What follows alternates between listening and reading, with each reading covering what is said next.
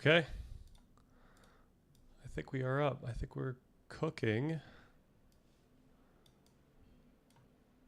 I just need to double check that everything is working properly. This might be the first time we stream on YouTube. If it actually worked. Let me just make sure my audio's on. Okay, we're good. Can we see my channel? Oh, okay. So the thumbnail, is that always going to be that? Can I not get a thumbnail that actually shows my like face or anything? Yeah, I'm not sure. Yeah, I guess it's going off of that. Is it possible to thumbnail? I'm not sure. We're back. Hell yeah. Hell yeah. And hello. Sorry I'm late. I was dealing with a BIOS issue. I thought I kind of bricked my Ethernet adapter, but after looking online, of course, the fix was to power off, unplug the power cord, wait a little bit, and plug it back in. So, yeah, been doing a diagnostics on this PC, getting it ready for Silksong, because that's the only thing that really matters.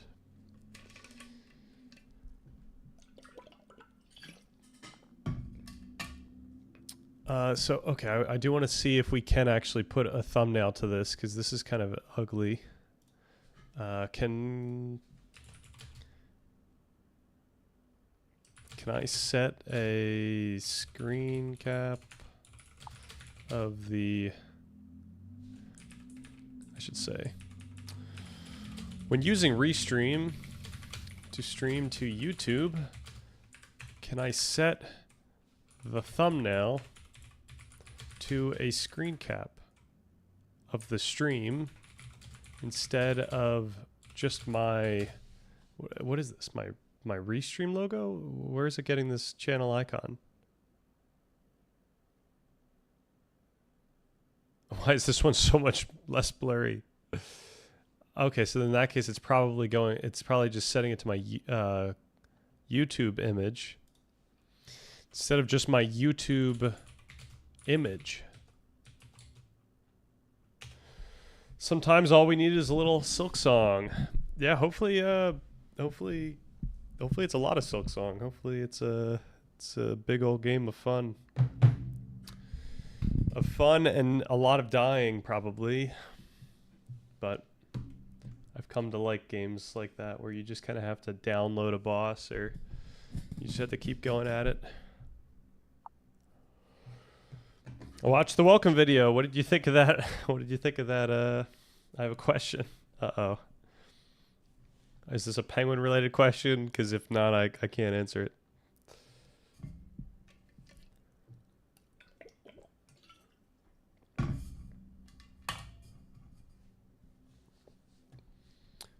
All right, what else could we do?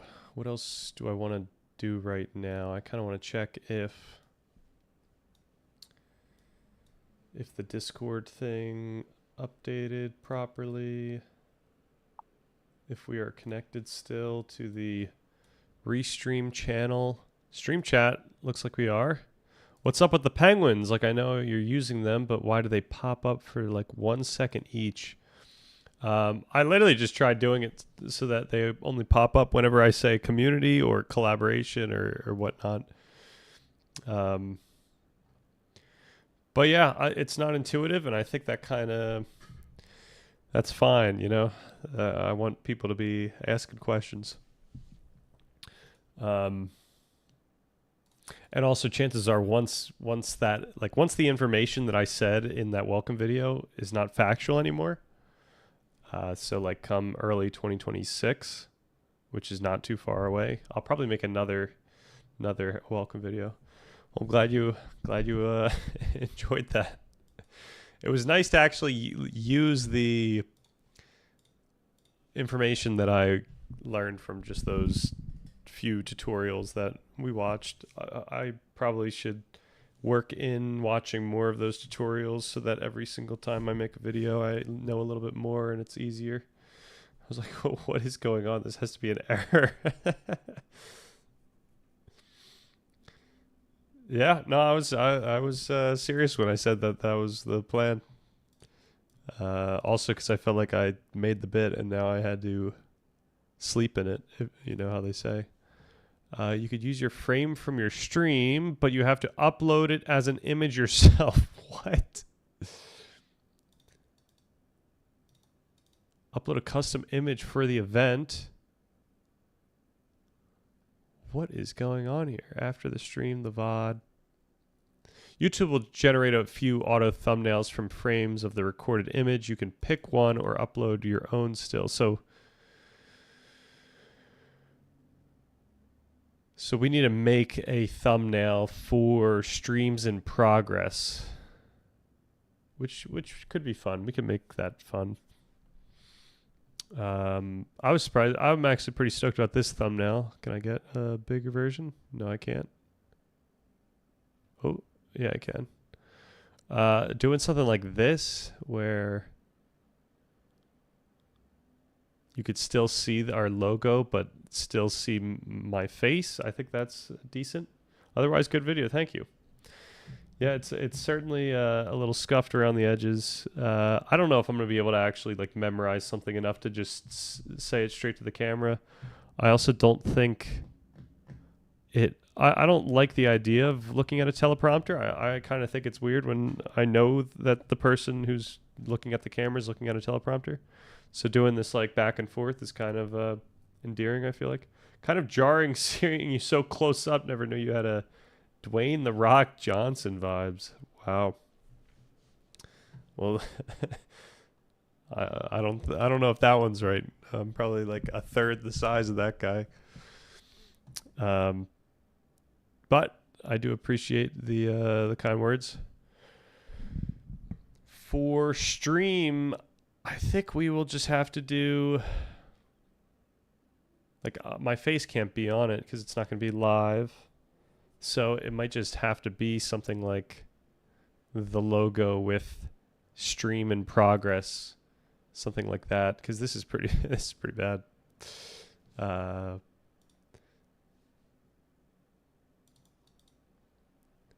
Yeah, unless if I were to start streaming straight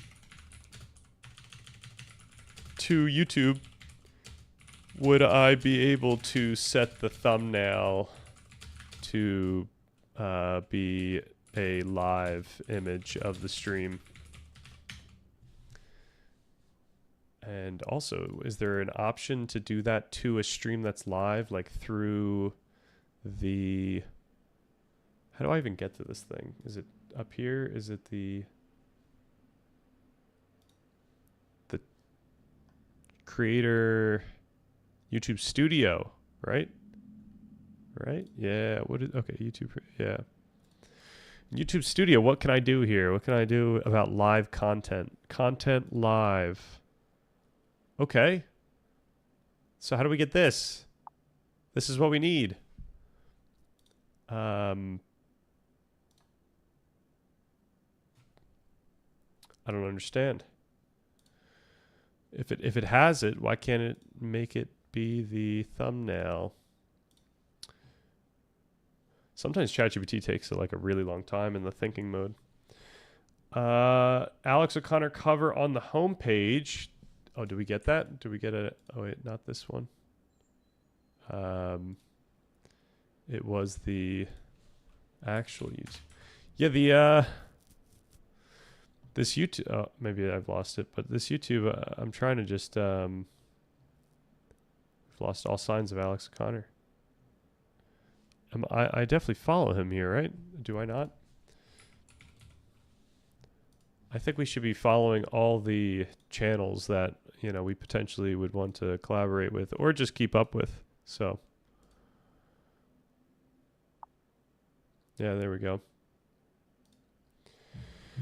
Math Sorcerer. Do I have that as a...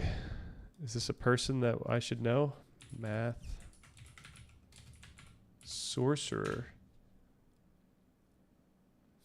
What is going on here? The reality of learning math, physics, computer science, engineering, or anything. All right, what could we... So these are a little more education oriented. Get up, get after it, become unstoppable. All right, we're going to watch that one at some point.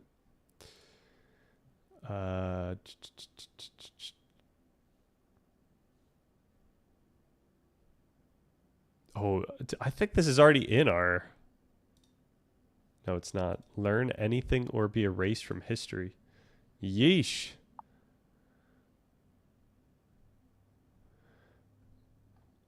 All right. Well, our subscribe is pending on the quality of those videos, and I think we're going to be watching videos on Fridays. So we need to curate this page, buddy. Which page are we talking about? This page, the like my actual. Oh, look, can we get rid of these guys?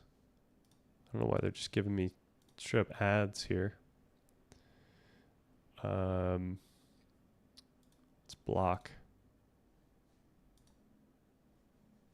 No? Also, I don't know if this is on purpose, but the schedule is covering the screen. It was not on purpose. And of course, I forgot again. And I didn't even talk about the schedule. I just put it up there, which is the worst possible scenario.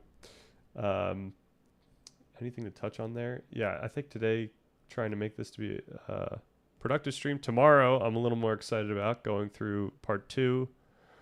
Like just doing initial outlining. Yeah. Short answer, no. When you stream directly to YouTube, the thumbnail is a static image, either one you upload or a one-time snapshot that YouTube takes before you go live. Oh, here's a question. On Twitch, are we seeing an ugly thing for this channel right now? Yeah, I think that's it. We lose our...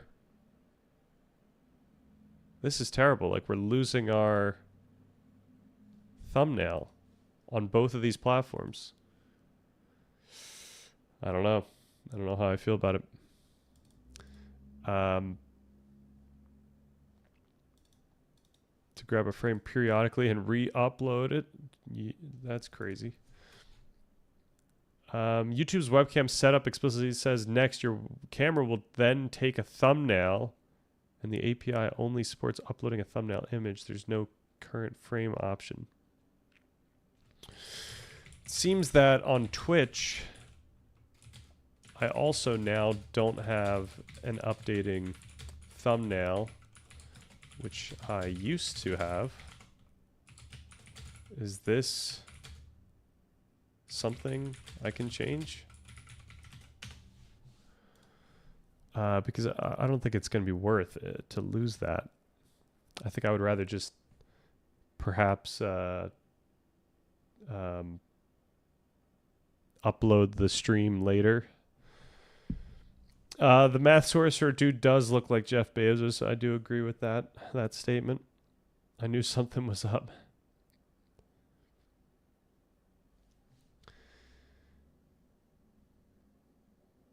All right, what do we get in the community page? No comments found. Nice. Viewer posts. What does that mean? Okay. Oh, this is unresponded. So since I've responded. Okay, so any new unresponded comments, that's pretty cool. Then I could just go here and I don't have to go to each of the videos. Subtitles, we're cooking already. Copyright. Hopefully we don't see things here, I think. Earn is out of the question. I think until we're buku big. Customization. I probably need to get that banner, but I need to make a image that's this size. Audio library. I should have checked this for music as well. Content analytics. Look at that. Look at that spike. Huge. And dashboard. Increasing shorts length. All right, what's going on here? Short answer, there's nothing you can toggle on Twitch. Live thumbnails are auto-generated and refresh roughly every 5 minutes, and creators can't change this behavior. If yours looks stuck, it's usually one of these. Caching. So it's not something to do with... Actually, let's just... Can we go Twitch TV from here?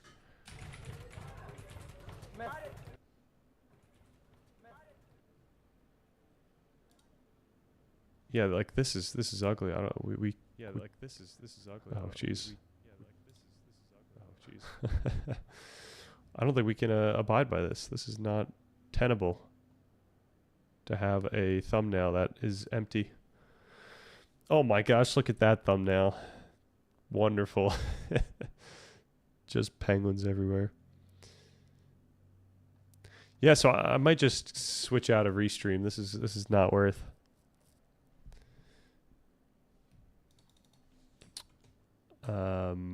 I think it has to do with Restream.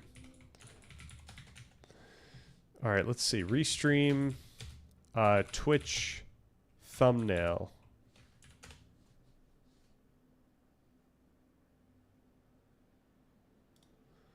What does this guy bring us through?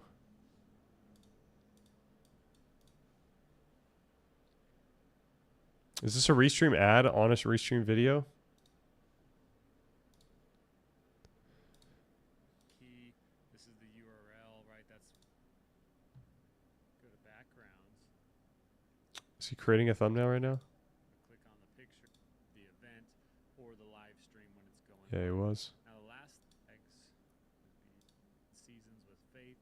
It's looking like me. They're using ChatGPT. Live stream description, which covers that. Folks, okay. Welcome to Fervent Church, because again I didn't want, but I'll show you that when Edit events. If you're interested in Restream, check out the add to the chat. Your video, less.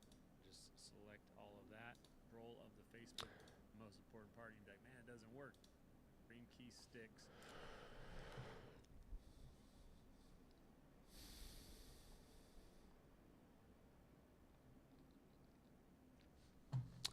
All right, I'm not sure how to look this up. It's all right. I got this. I'm an IP lawyer. Hell yeah. We're gonna need it. We're gonna need that free lawyer time. Okay, what can I possibly do? How can I fix this situation? It doesn't seem like there's anything in the settings.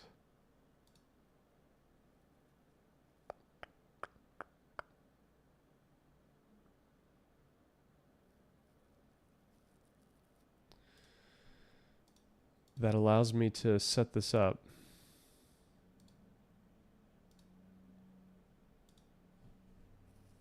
Perhaps if I were to switch to like SRT, then maybe I get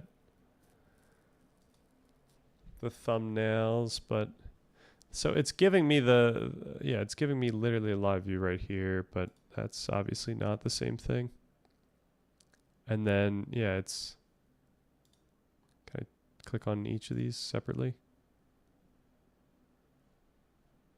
Get AI clips, yes. Okay. Oh, this was, oh, these are recordings. These are past streams. Okay.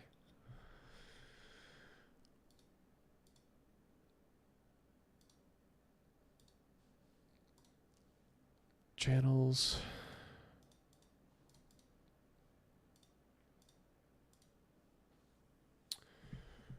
Man, why does everything have to be so slightly difficult? Stream setup.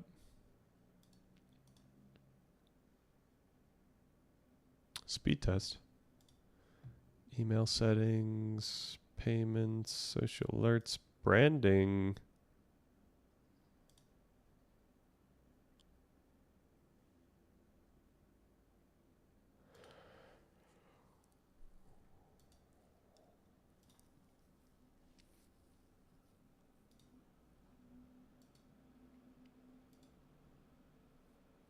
Oh, this is interesting. Do I not have just chatting?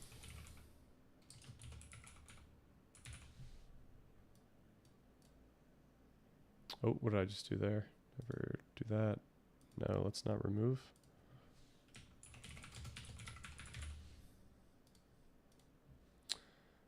And for the YouTube one, do I get to...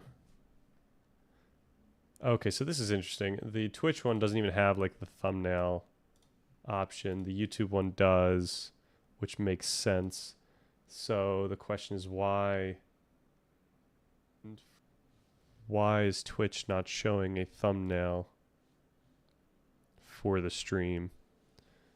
Oh man, this is the wrong Twitch.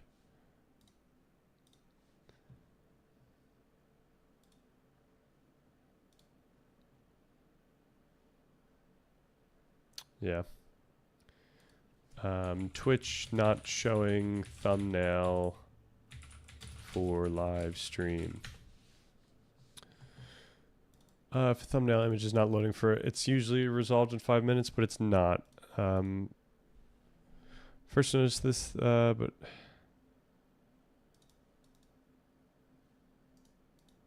all right, nothing to gain from that.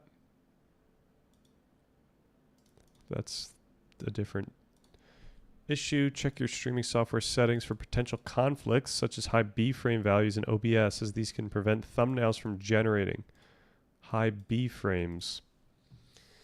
That is a good question. Do we have docs that we could open here? We have stats. That's cool. We have stream information.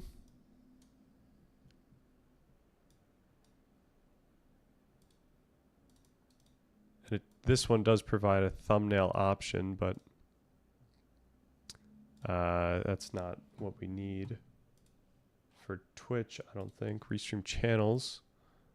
This might give me the same options, yeah. So I'm wondering if this option is overriding. The chat is waiting for new messages. Yeesh. Reset docs, custom browser docs.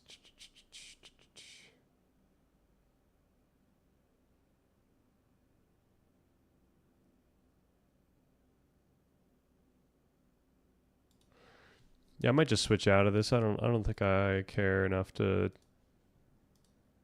stream on YouTube for this. At least until I can figure out why it wouldn't be showing up. I think it just matters too much. That is, of course, unless we get a banger thumbnail and it works and it looks nice on Twitch. Maybe that's the next thing I should do for that then. All right, let's stop lollygagging and let's get to the main stuff. This needs to be a productive stream since we already called it a productive stream. So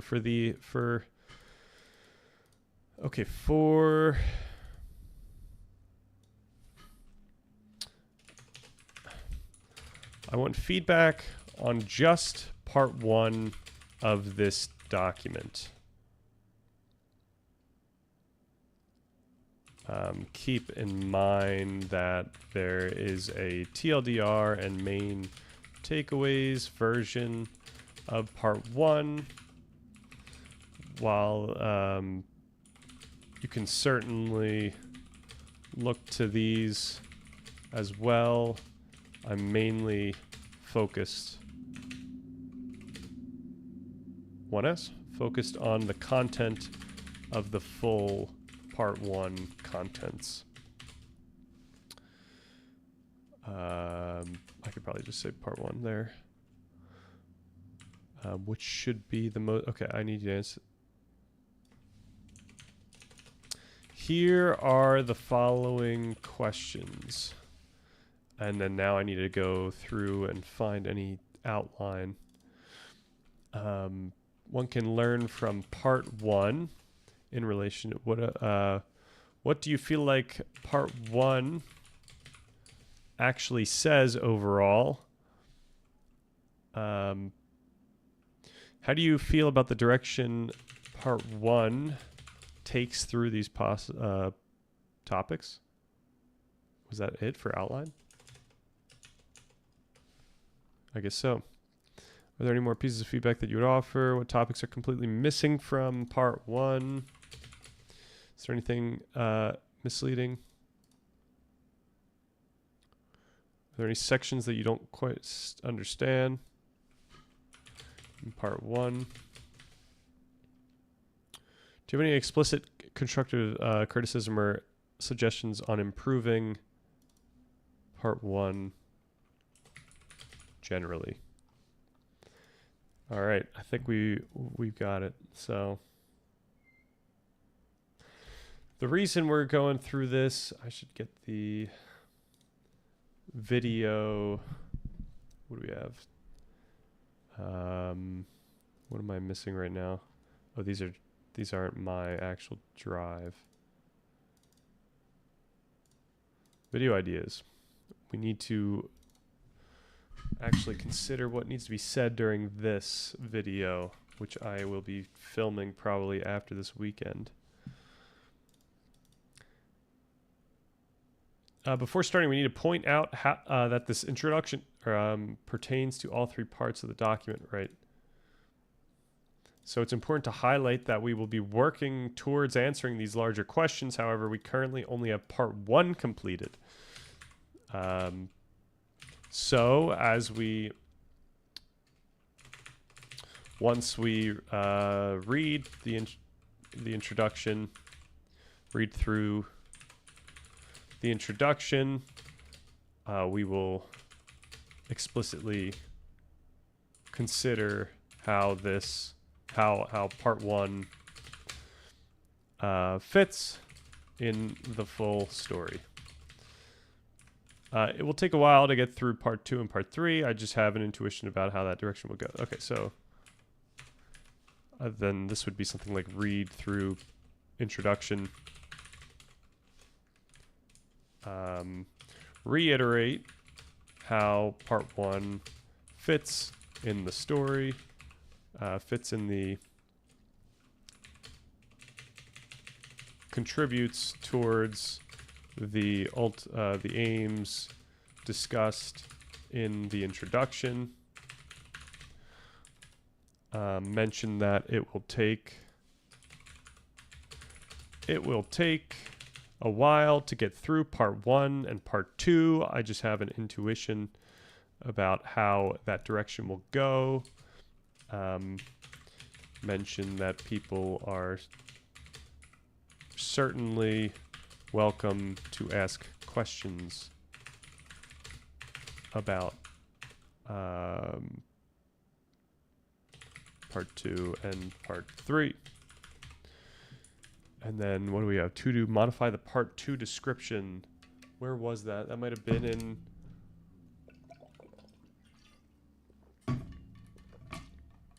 Right, that's what we arrive at the end of the introduction.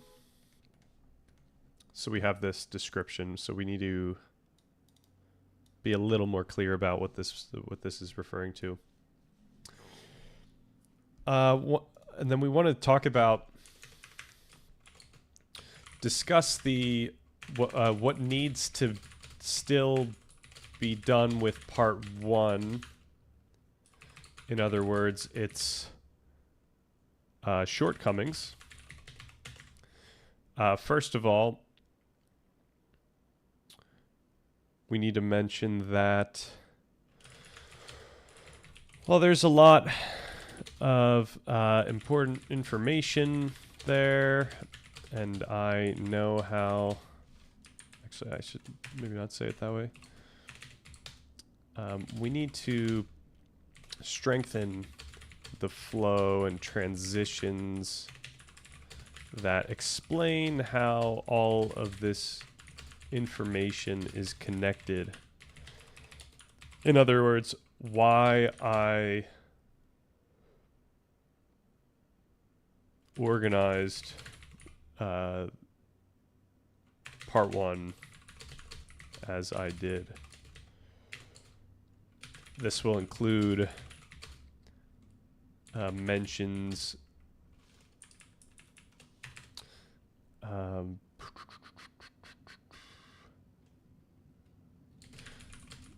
this will include at least more effective summaries at the end of each section.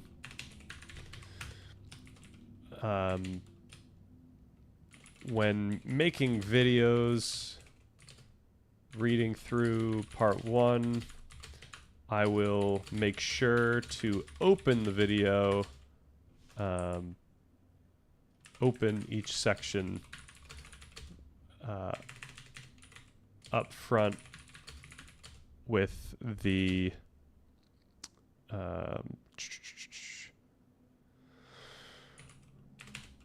overarching significance.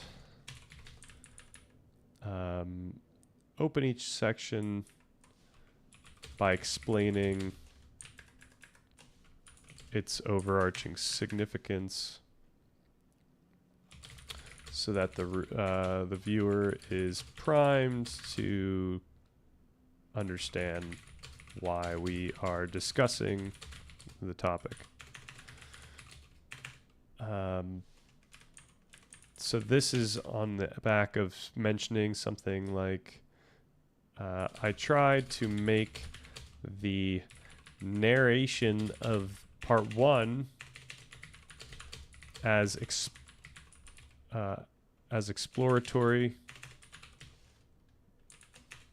as an exploration, so it doesn't follow a normal thesis, justification, conclusion structure.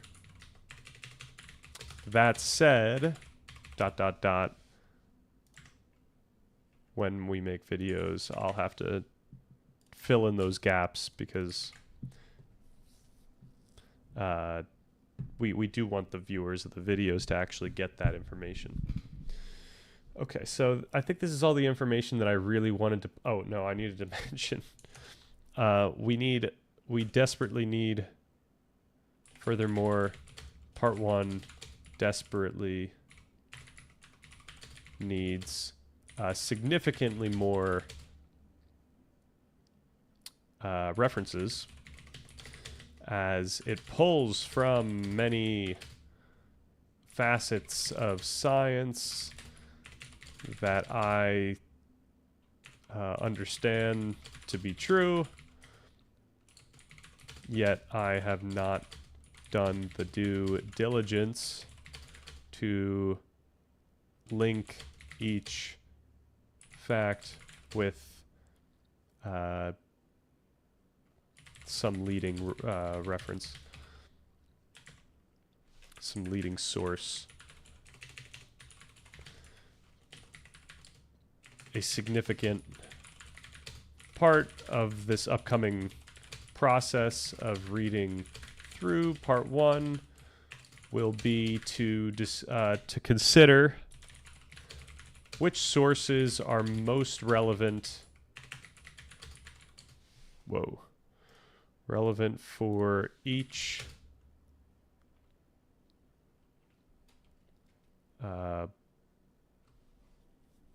material, for each topic. Okay, so yeah, when I make a video like this, chances are I'm going to make this into script, and then obviously the reading through the introduction is not going to be script. Now, for this type of video, I might actually make it so that this isn't a verbatim script, but a little more extemporaneous, where I ask it to create like an outline that gives me the general points, and then I just kind of freely speak while looking at that outline.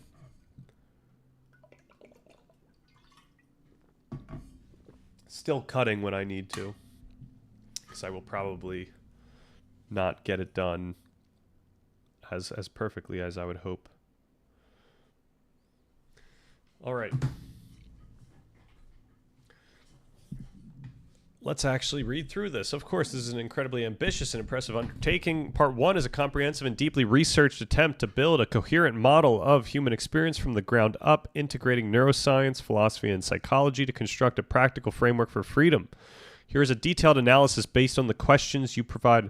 You know what? Let's do this in hard mode.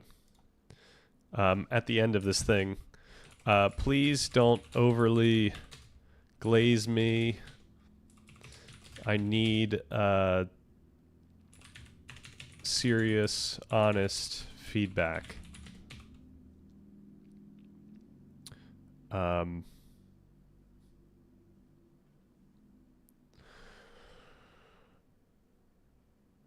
Is that how I should say it?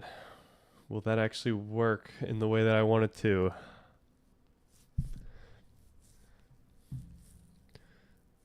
Yeah, I think we need at least that line in there. We should have probably made it a little more precise as to what we're trying to get out of this feedback, because that will influence it even closer to what we're trying to get. But alas, I think it's fine. Oh, you know what? I set up the Docker to actually be able to create our previous stream summary, yet I did not actually make progress on that. So I guess it's worth pointing out that our last stream does have like a custom thumbnail like this. So this was the 11th.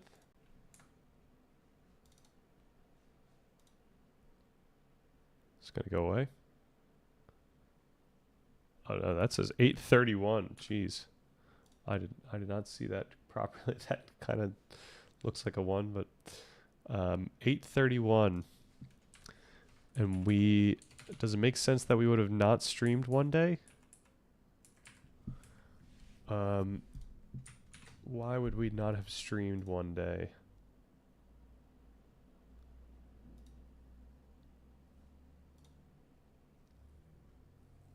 I don't recall. It was a while ago. Okay, so I think I still have this saved. So 8:31. Let's go. Let's do it. I'm going to have that loading in the background. Of course, here's a detailed analysis and constructive feedback on Part 1 of the Sam Richardson document. Part 1 is an exceptionally thorough and ambitious foundation for your framework. It successfully synthesizes a vast range of complex topics, from materialism and neuroscience to phenomenology and Hegelian philosophy, into a coherent, layered argument. The central thesis is that our experience of reality and freedom is an active, predictive construction of the embodied mind, and that true agency lies in the self-conscious ability to reflect upon and realign this predictive process. Okay, so this is reassuring, because that's pretty apt.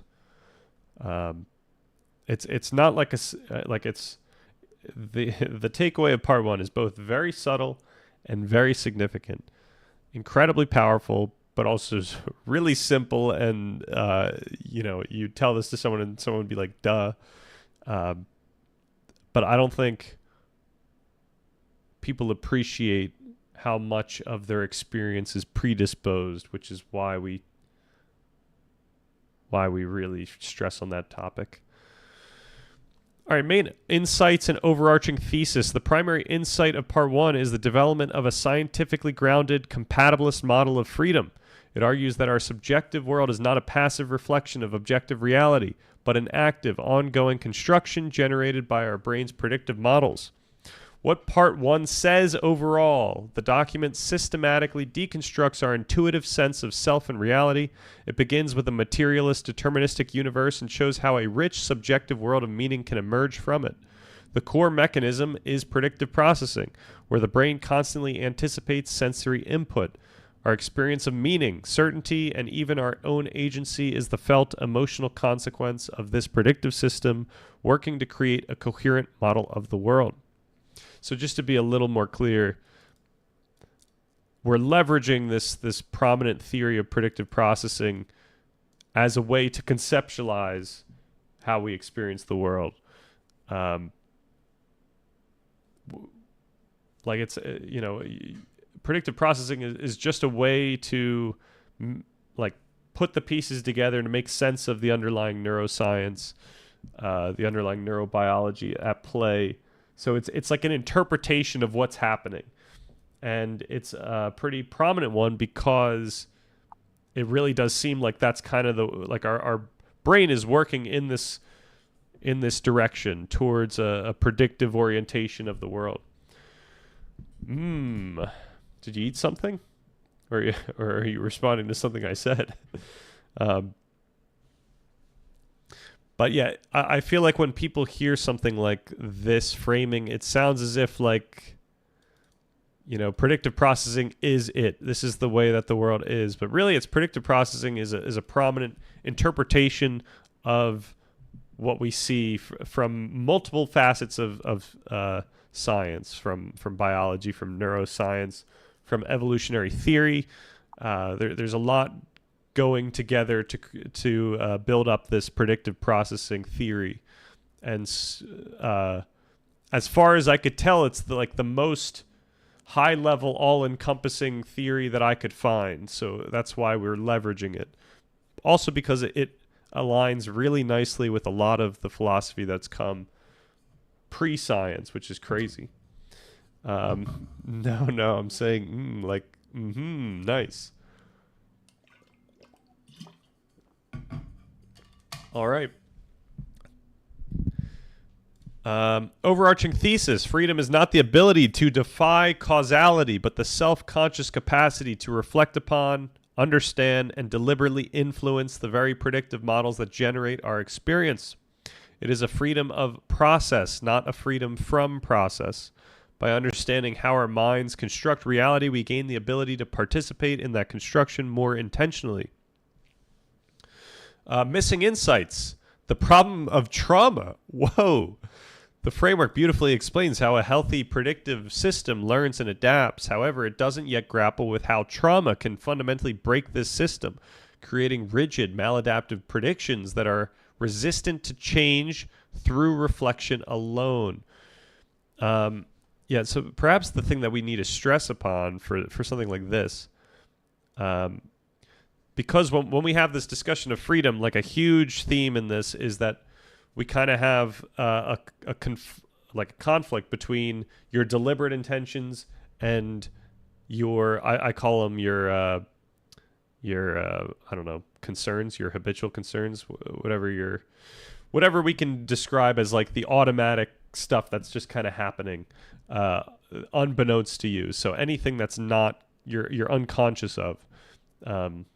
So once you become conscious, you could kind of direct your deliberate aim. You can consider, I do actually want to do this thing. But, the moment that you lose that conscious focus, a ton of things are at play that are going to be affecting how you understand even what you're trying to do. And, so something like trauma affecting your predictive systems is part of that. It's like the real way to describe this is through the concept of predisposition that we've been talking about. There's many aspects of predisposition that we are not even conscious of, and this would be one of them. Because of some trauma, your systems are acting in a certain way. Perhaps it's just very different than other people, but that's fine. It's all in that same category. So we wouldn't need to specifically touch upon the problem of trauma in this discussion. Certainly we have to touch upon the problem of trauma in at least part 3, maybe part 2, I'm not sure. But that said, the body keeps the score. This might be interesting, or this might be very important for part 2, regardless of what I'm saying here.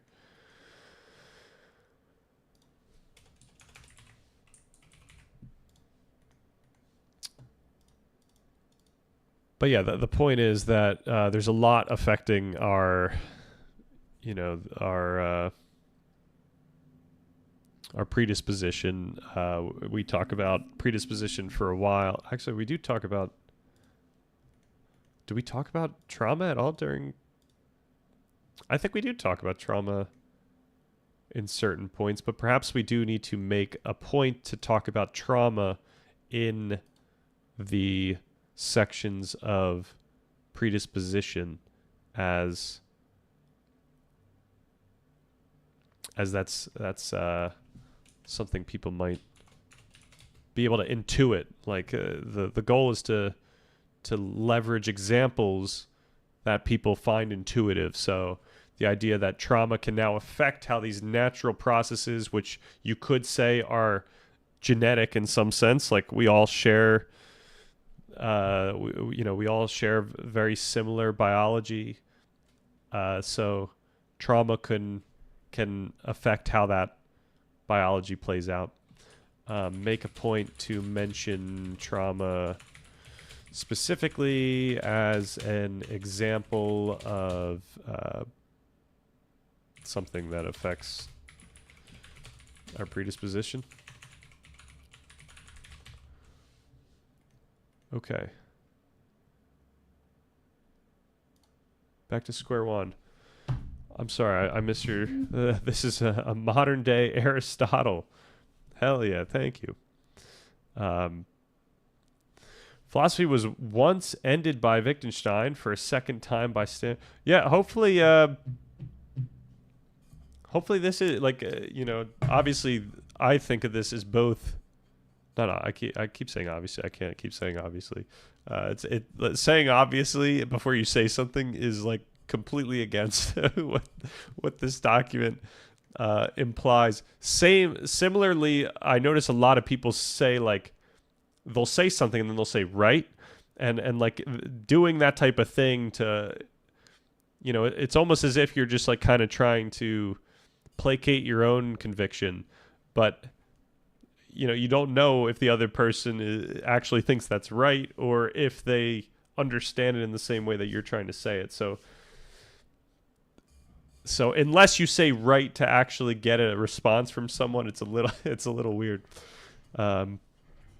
But yeah, I do feel like this type of framing is both a ending and a beginning to how we can go about philosophy. So Albert Einstein talking to Bill Gates during U.S. Open. It's just for assurance. The stone is good, right? Well, yeah, if you're asking someone, that's fine. But like, I think people, or I see a lot of people say, imagine I'm talking through this stuff and I keep saying right as I'm saying it. Like, there's not even direct feedback for me to even get.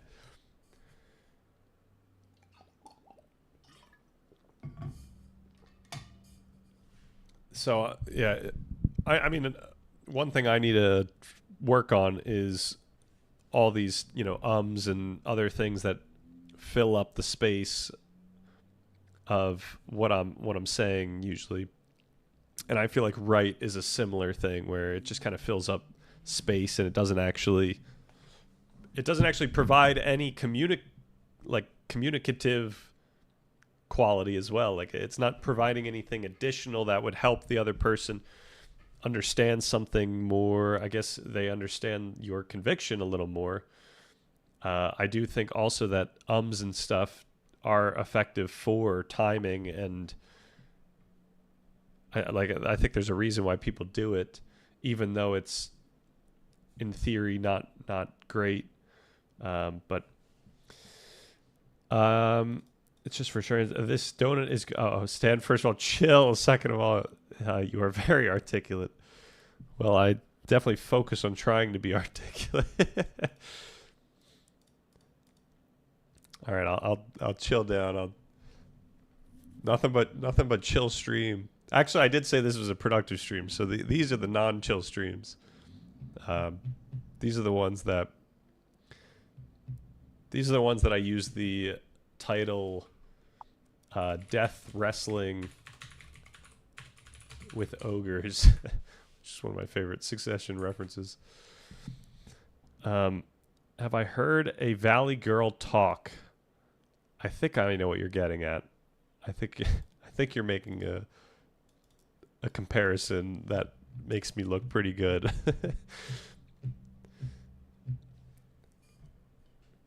But just like what's that guy's name?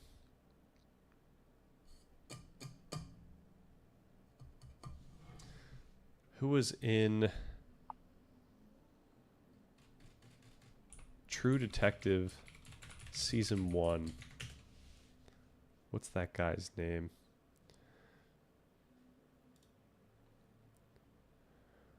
Matthew McConaughey. Just as Matthew McConaughey said in his speech, compare yourself to who you were. I don't know. He actually says something like, actually, you know what? We got to watch that at some point. I'm going to get that on the watch later, because that's a pretty cool speech, Matthew McConaughey. Motivational speech. It's probably gonna show up. Oh no, it's not. It's gonna be one of his other things. Okay, Oscars speech. Yeah, it's got to be this. Saving that to watch later. Something like having a relationship with who you used to be and who you will become. But yeah, the point I guess I'm making is there's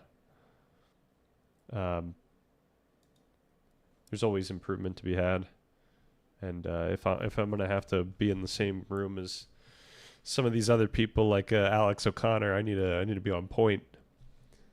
These guys don't mess around.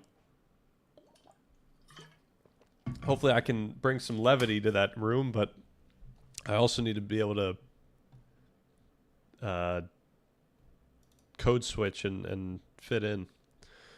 All right, the Why Bother. Part 1 brilliantly explains how freedom is possible. It could benefit from a stronger, more explicit argument for why one ought to pursue this difficult path of self-reflection. Yeah, so I guess the thing that I don't try to make a point of is that this is a difficult path of self-reflection. The difficult thing is like actually reading through this part 1. The non-difficult thing is what you learn at the end of it, where it's, as simple as just your freedom comes from being able to reflect and reflecting on something and thinking like, oh, I should be reflecting on this or whatnot. That's not difficult. So, but you know what? Actually, I'm maybe I'm speaking out of hand here, because I do think that a lot of people have a difficult time like self-reflecting. Like reflecting is fine, and reflecting on your goals, but self-reflection is something that I think makes a lot of people uncomfortable. So yeah, perhaps we could be more clear about that. Alex O'Connor could not debate me on donut flavors. One tricky kind of guy, huh? A one-trick kind of guy, huh? Or are you saying that you're a one-trick with donuts, or that he's a one-trick with like philosophy and stuff? Or maybe he could. I don't know. Anyway, I bet he could do a good job of debating anything that he wanted to, even if he didn't feel like he actually agrees. Like he could probably take whatever counter to your argument, and then just like debate it well. I think that's what debate people can do well in general, which is often a problem. Like, I think people think in debates that people are just right or wrong, but really I think what we need to focus on when we're looking at a debate, and what I will be focusing on when we watch debates and stuff on this channel, is how they're conducting themselves. Like the actual rhetoric that they're applying. Is it fallacious? What are they trying to imply out of things?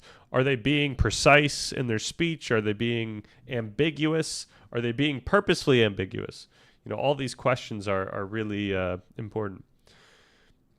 Yeah, but his debate is all facts and logic stuff. Mine is just vibes. Okay. So it's a vibes off. Can he bring more vibes? While this is the focus of part 3, a more compelling motivational hook at the end of part 1 could strengthen this transition. Yeah, the nice thing about this channel is that while we're going through part 1, or while we're touching on content from part 1, we'll always be jumping from part to part. So it's going to be very difficult to not always like apply stuff from part 1 with stuff from part 2 and explain why this is all connected and necessary, etc. What is the emotion or existential payoff for embracing this responsibility? Yeah, it actually really isn't clear as to whether or not even the stuff that we talk about in part 1 is beneficial to do. Like, you could always argue, like, this is a religion argument. It's similar to a religion argument. It's like, what is actually the benefit of believing in what science does or does not seem to imply? Like, you might think that you're on high ground by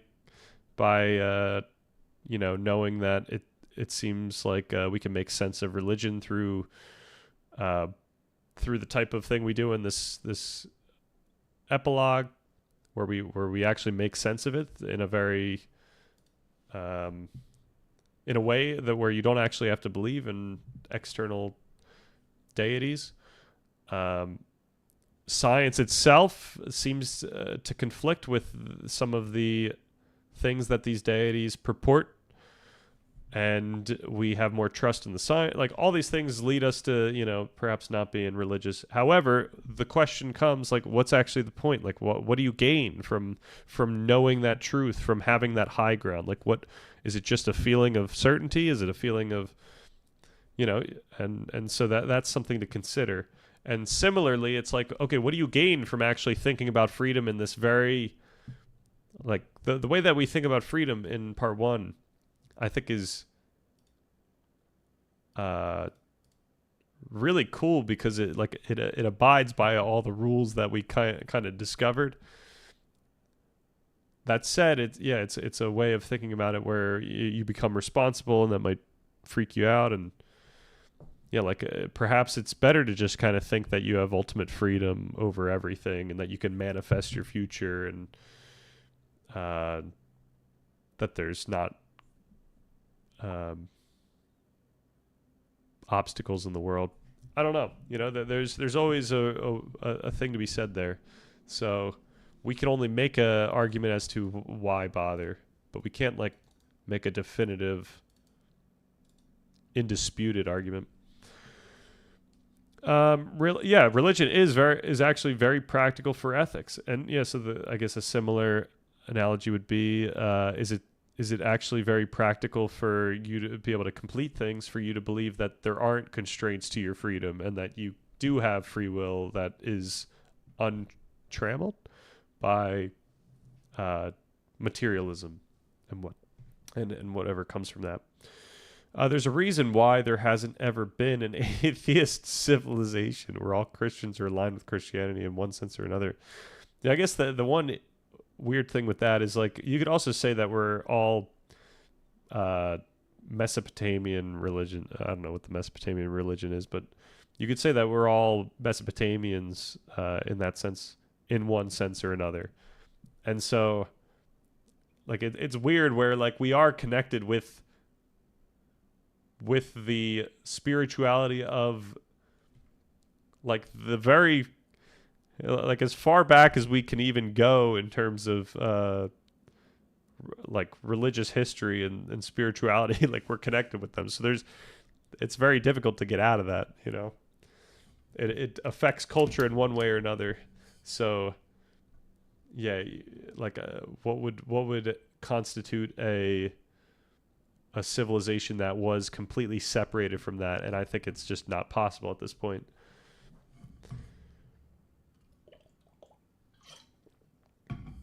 So I guess the reason I say that is, I wouldn't take that as a significant, or as like a really, at least for me, that's not an incredibly what's the word? Compelling argument for why there couldn't be an atheist civilization. That said, I think there's great arguments for why there can't be atheist civilization or successful civilizations that span many long periods of time. And also, I think there's arguments for how there could be such a thing. And I kind of make an argument implicitly in this document that by connecting what we know from, science and whatnot with what we know about these narrative traditions, like if we can make sense of the narrative traditions through the science, then now we're in a situation where we can embrace all of these things carefully, which is what I try to say in this section, the integrating the domains of wisdom and science. So, okay, missing insights. In terms of missing insights, this isn't too bad. I was hoping for more but I was more, I guess, worried about things that are really constitutive to our entire argument or entire development. And these aren't that crazy. I think I could easily answer these if anyone were to just ask, a why bother? So, the point being is that religion is the original social contract. Yeah, I agree. I think it's literally hand in hand with that. You'd have to figure out a way to maintain a social contract that can work over time, and certainly it's going to be influenced by what we discovered through religion. Religion was also a path of discovery about human nature, and Jordan Peterson always talks about Abraham and the commandments, how those commandments kind of came out of their plight in the desert. It was from you know what? I guess this isn't really a factual thing, so I really don't know. But as depicted in the Bible, it was something where he observed the behavior of the group. He observed how he would judge different situations and how people whether or not people agreed with certain things. And from that, he derived these 10 commandments, which is what they've been acting out for some time now, or what they had discovered they were acting out, and now they put it into words. So they made what was implicit in their engagement explicit. So, yeah, and that, I guess what I'm trying to say is that religion allowed us to learn what allows human beings to survive in civilizations together. Exactly, the Mosaic Law, it's in the very name. Oh, what is Mosaic Law? The body of laws revealed by God to the ancient Israelites through the prophet Moses. Oh, I got this wrong. It wasn't Abraham, it was Moses. Jeez. Yikes. I gotta get back to my my Bible readings. Includes the 10 Commandments and Okay, but that's pretty cool that it's called the Mosaic Laws. And what's the Mosaic actual definition? A picture or a pattern produced by so I guess this is when you zoom out and you're seeing this full picture. But yeah, good catch. All right, flow and structure related to Moses. That's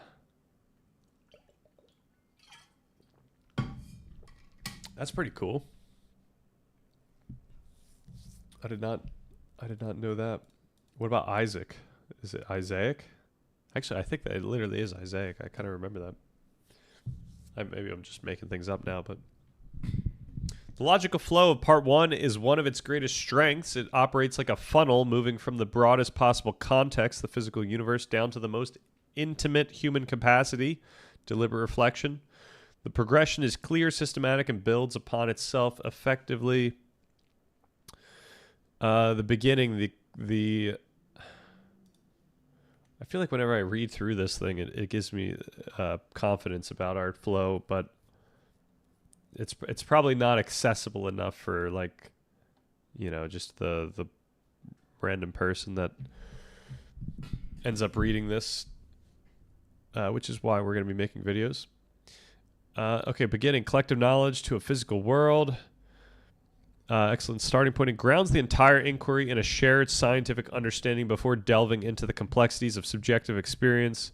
I still think that this is really important so that people who come here and maybe look at the beginning of this thing know that we are on the same page about the importance of science and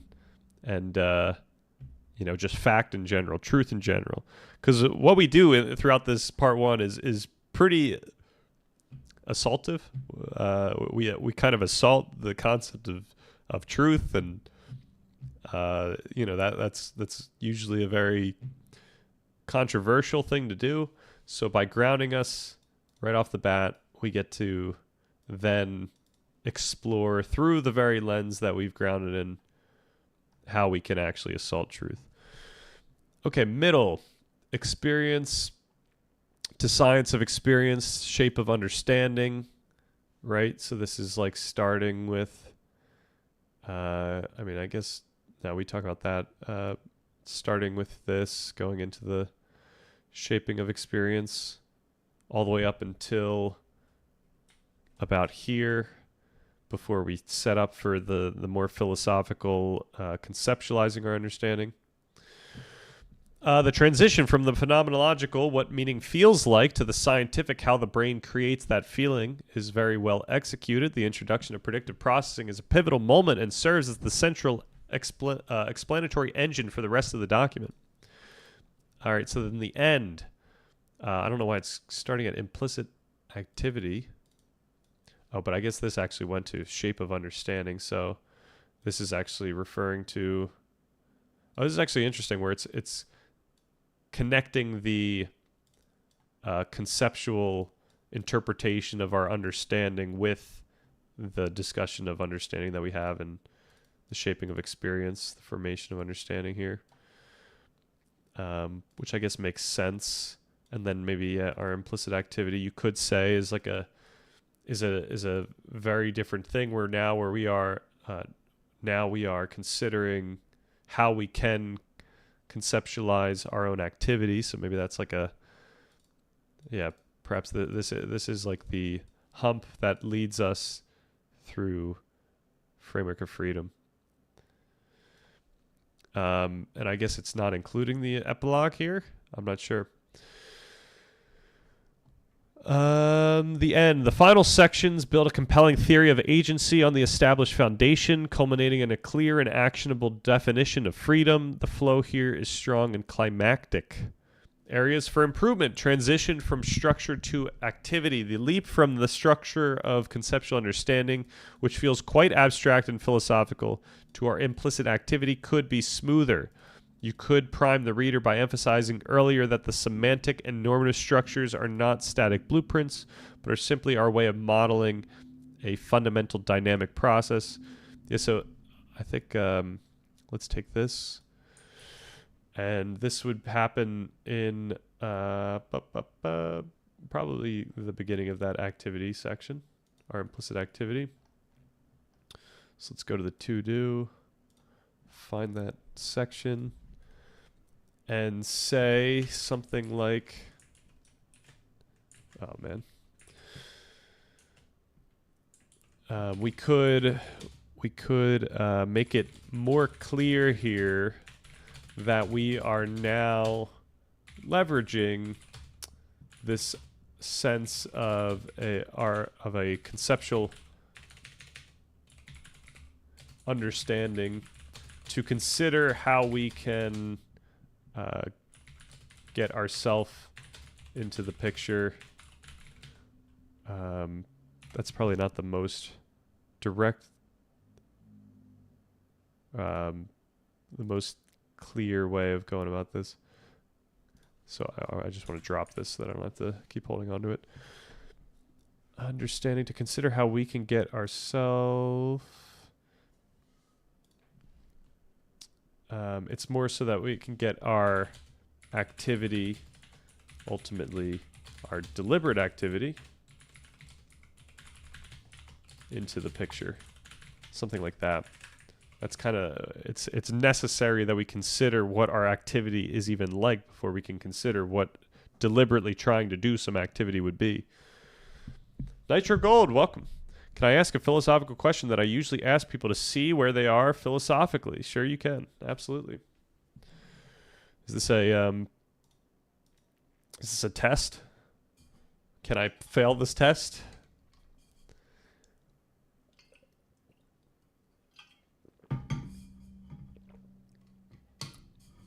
I also remember someone came in here and asked a very similar question to that, and I'm not sure if it was you or not, but I'm all ears. Did existence originally come from nothing?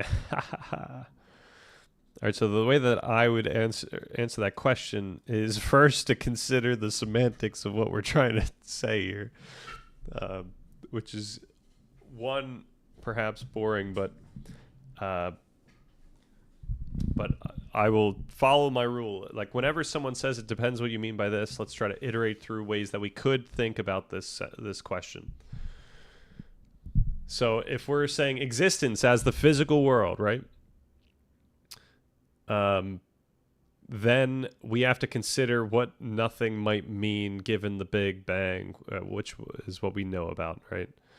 And the answer to that question is we don't know. We really don't know. We don't know what happened prior to the Big Bang. We don't know if we're allowed to say that that is nothing. Like we don't know what. Like nothing scientifically is actually like a. Yeah, I guess it's a pretty.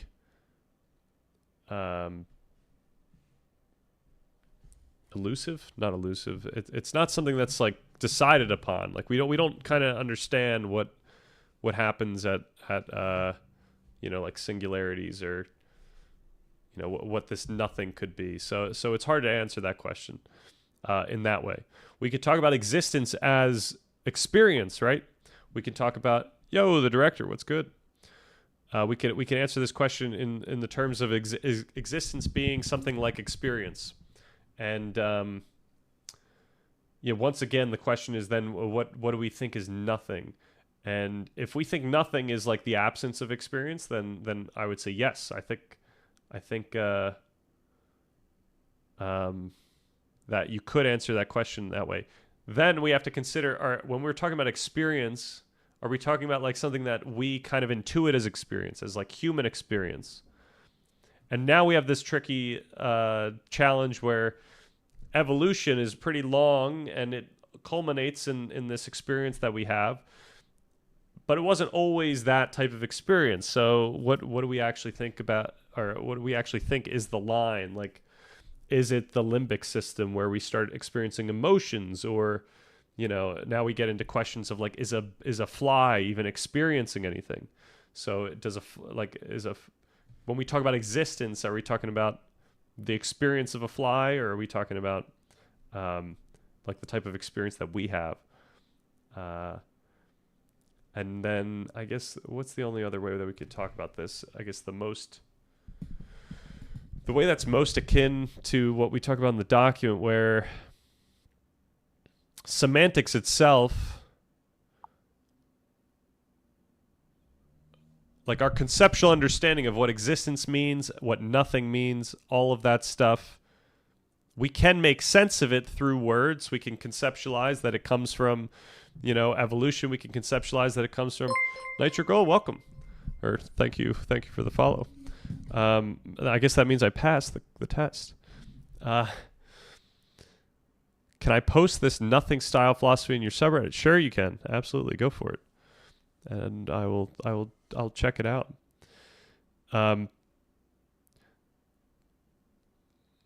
Yeah. So, what was I gonna say? Yeah, so I could just say but So I would say that we have a practically similar understanding of each of these topics. However, they are different enough such that I do need to be precise when I try to explain what we're talking about when we say existence or nothing, etc. For me, this conceptual understanding, I can make sense of it through all these different ways. You know, I have this conceptual understanding because of what I learned through my life, because of my genetics, that I have the brain that I do have that allows me to have this experience of what existence is and what nothing is, etc. So then I would say that the question is just, in this sense, I would say the question is inappropriate in that, like, we can't actually get to a definition of what nothing means and how that would actually make sense to what existence in terms of both either my experience or even my understanding of what existence is. Like, it wouldn't make sense to describe that from or not from nothing. But there, like, you could, like, I guess you wouldn't want to say it in such a way that that is the only way to describe it. I guess the takeaway is that we could give a justification for how existence comes from many different things, how existence could be described in many different ways. Yeah, I guess usually the takeaway from any of these types of questions is there's many different ways you could interpret that sentence. There's many different ways we could answer that sentence. There's many different ways you could argue that sentence and justify your argument. And the question is really the next topic is which way of going about that, which interpretation is actually the most apt. And obviously we'll never get to an answer to that, but you could argue that, and you could be compelled by different arguments. The limits of my language means the limits of my world. Depends what we mean by the world, because I guess I don't know who said that, but once again, there's so much more to your experience of the world. Like when we talk about world in this document, we're talking about it in a very holistic, embodied way where you can only make explicit a reduction of the world. So you could try to make sense of the world, but the limits are actually broader than the limits of your language. So Wittgenstein, of course. Nice. Yeah, so I would say that he, I guess, was ambiguous by saying my world. Unless, of course, he made it clear that when he was talking about my world, he was referring to like something like explicit articulations of the world, which brings us back to that other conversation we had about facts versus, the complexity of experience and the embodied nature of experience. I was thinking about this, and Heidegger actually uses, so we were talking about facts, and I was saying facts might not be the best word for that because it makes people think that I don't recall the exact thing I said, but it would imply different things to different people. People would infer more from the framing of fact than probably than I would recommend we imply. But Heidegger says he uses assertion as his thing. So, you could say that. Yeah, look. So for Heidegger, it's a little bit more subjective. It's on the subjective side of fact or belief, but it's the assertion that's this atom of explicit experience. It's not like a fact itself. It's this assertion about so it's once again it's this subjective experience of an objective world. It's a subjective assertion about a fact that exists in this moment, and then it's gone. Okay, I'm sure he defines what he means very carefully. Yeah, I'm sure.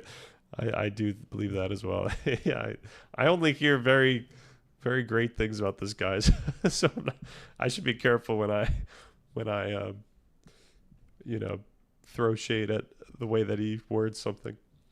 That said, unless he doesn't abide by what I believe like are the implications of his type of philosophy. If something cannot be expressed in language, it effectively lies outside your world of sense and becomes inexpressible. So with that type of sentence, I would say I would disagree. I would say your sense is very different than that experience of explicitly making sense of what you just sensed.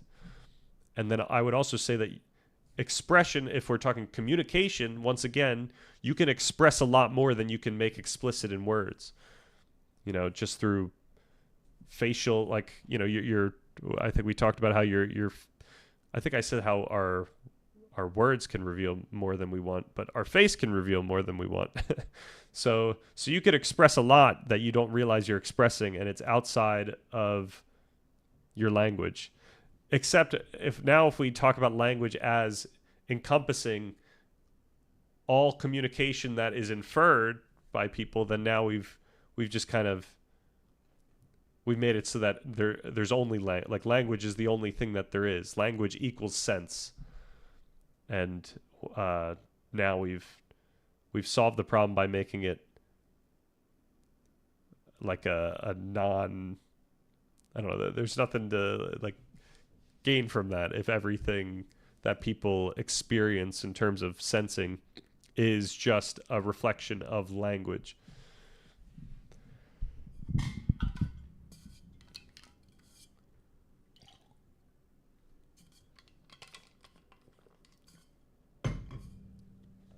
All right.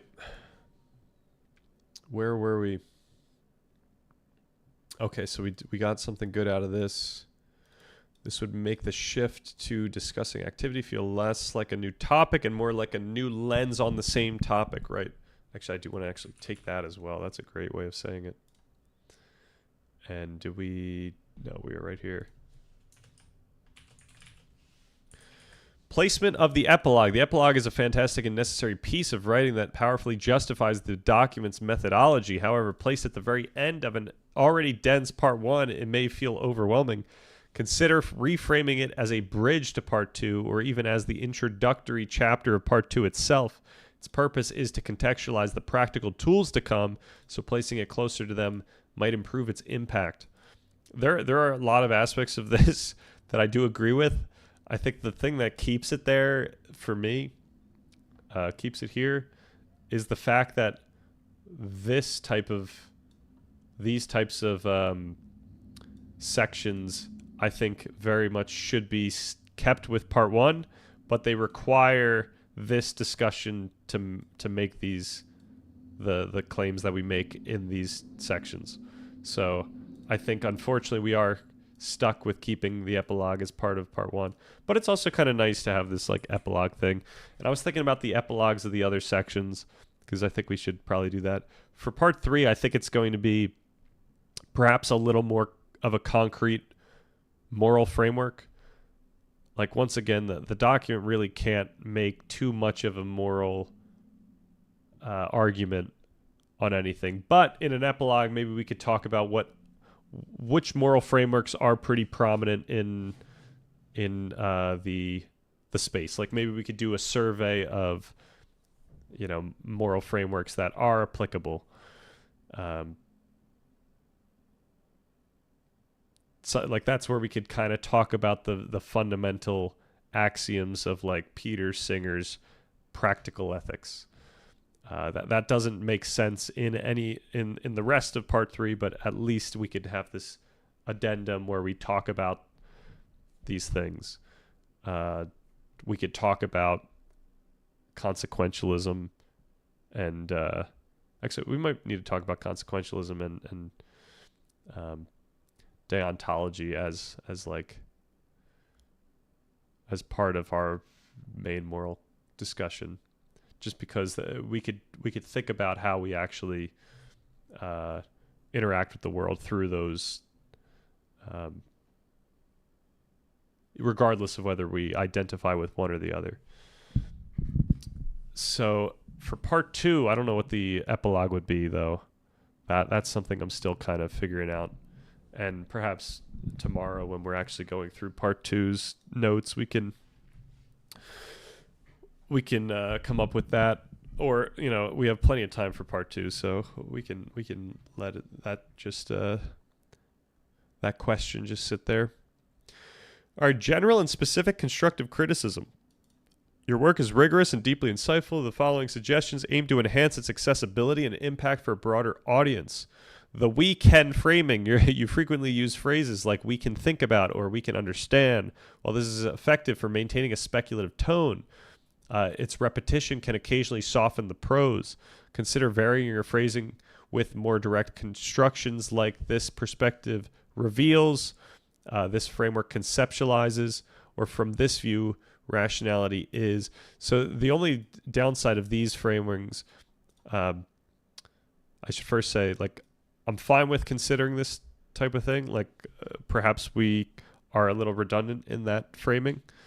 But the downside of doing it in this way, which is it's a little more passive, where it takes us out of the picture, where like this perspective where you're still pretty close, but this framework conceptualizes, that's a little like the people, like the practical takeaway of what we're trying to say here. Not that this framework conceptualizes, but like this is a framework we can take up. This is a framework that we can apply onto our understanding or what happened to us or what we can do. From this view, rationality is. Yeah, so it's a very difficult thing that we have to do here, where we have to point out these different views, but we have to really suggest that we can adopt these views. And yeah, the question's always going to be why. So that's what we'll have to also focus on, the justification for why it's helpful for us to adopt these views, which I do think we do in certain parts, but we could probably do even better. Clarify the we. Who is the we in the document? Is it the Stamerson community, you the author, or humanity at large? That is true. That is the we is pretty ambiguous in that regard, and in my mind, I'm referring to the community, the collaborators. A brief note on the introduction clarifies the narrative voice could help. Clarifying the narrative voice could help orient the reader. For example, in this document, we refers to an individual engaging in this shared inquiry. Yeah, I think another thing is we really don't have we have the introduction to the document, and then it opens into the part one, but perhaps in the introduction, it would help to mention what we're talking about with we. So maybe that's actually something I touch upon here in the video. Touch upon the framing of we that I use in the document. Okay. If the universe came from nothing, by similar phenomena, it may go back to nothing. So we have to go, I guess, one sentence at a time here. If we're talking about the physical world again, I think there are theories that, once the world, what's the way of saying this? Once it all collapses back down to a single point, it just becomes nothing again, or maybe it creates a new universe. People, we don't know. If we're talking about existence as experience, I mean, the intuitive way, or the very intuitive way of thinking about that is, yeah, we didn't experience anything before we were living, and we're not going to experience anything when we're dead. So that's one way to think about it.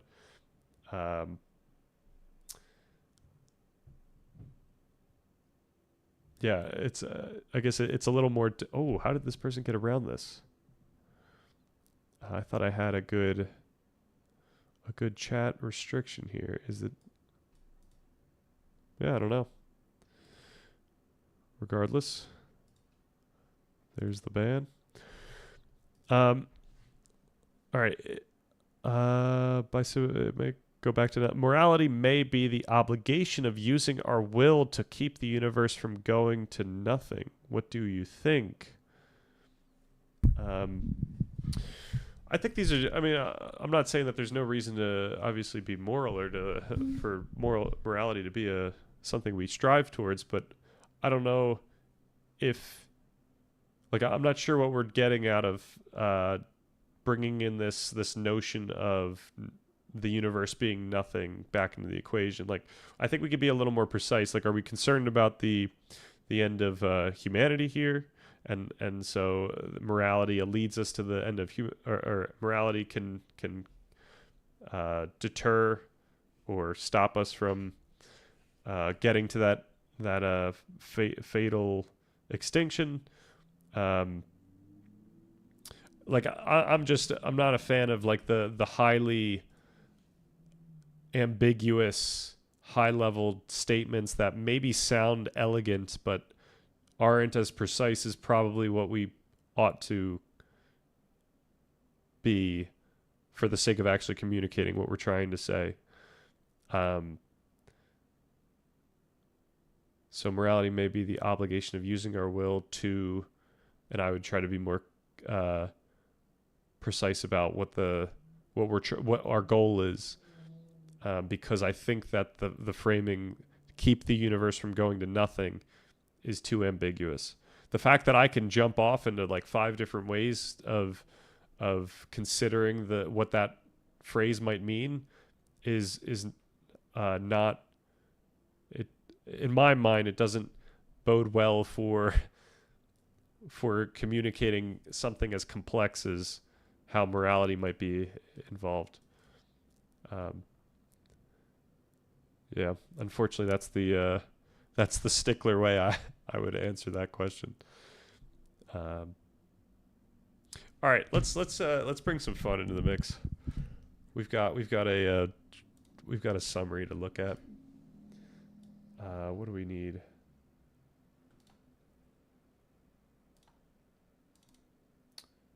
We need to get a previous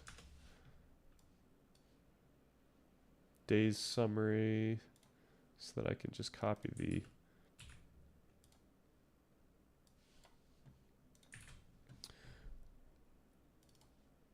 All right, so this was 2 days ago, 3 days ago. 8:31.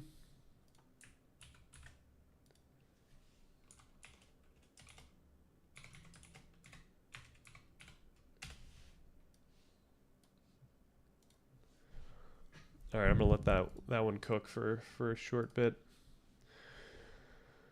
Anchor abstraction with concrete examples. You do this well in places, for example, the chair example, but some of the more abstract sections could benefit from more grounding. When discussing the normative structure of concepts, you could use a simple, relatable example of a social mistake, like using a wrong fork at a dinner party to illustrate how we experience the violation of an implicit rule. This is actually a great point. We really should have more of these types of things. And it shouldn't just be like I mean, I guess you could make this example, but I think more readily you could find the example of saying something slightly incorrect or saying something that someone else thinks is wrong. Like these are very ubiquitous examples for people. So where would this be? This would be when we're talking about the normative framing of our activity. Is it here? Is it literally within this? Oh man, I don't even have the actual.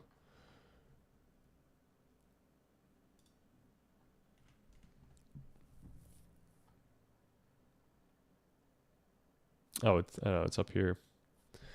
Okay, so a normative structure.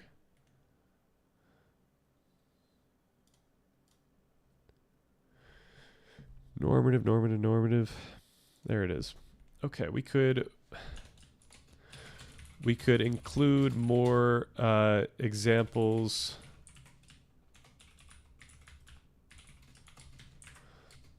of a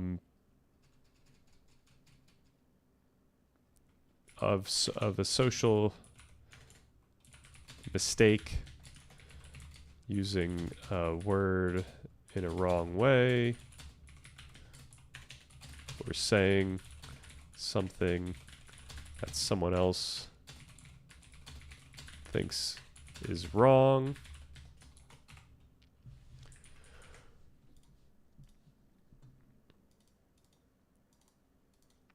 Signposting and summaries. Part 1 is the length of a short book to help the reader navigate this dense material.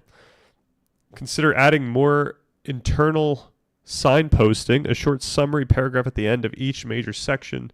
For example, you know what we should actually do, and this is something I'm going to do in the videos for sure, but what we could probably actually do within this document is almost like a cumulative summary of like what we've now done throughout the entire document. So like really pointing out why what we're talking about now is important in this full trajectory. And earlier in the document, this is going to be very like simple. It's like, okay, we've done this. We determined that we have to look into philosophy in order to make sense of our experience. We can't just look into like a physical description of the physical world. But as we keep going through, we can now make like more significant summaries of what we've done up until this point. So I'm going to keep that in the back of my mind. And when I'm making these videos, I will make sure to write down what I think that summary should be at that point. Also, I'll probably just have Gemini look through and give me a good summary for the video at least. So that might be a good starting point. And we could mark it a certain way.